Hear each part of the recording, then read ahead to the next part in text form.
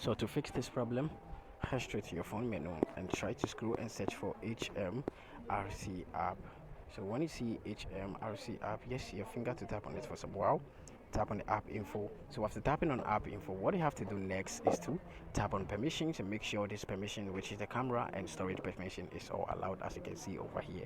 So after doing this, go back and tap on force stop, then you tap on OK.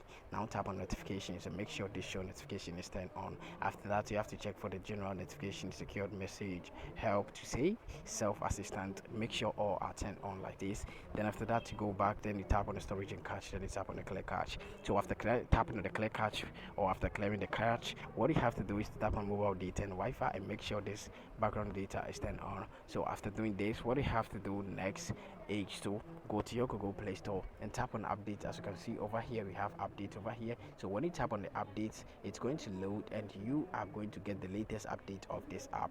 So after updating your app, what you have to do is to restart your device. The reason why I'm saying you have to update it is when the app is improved, you have to tap on the updates. And thank you for watching this video.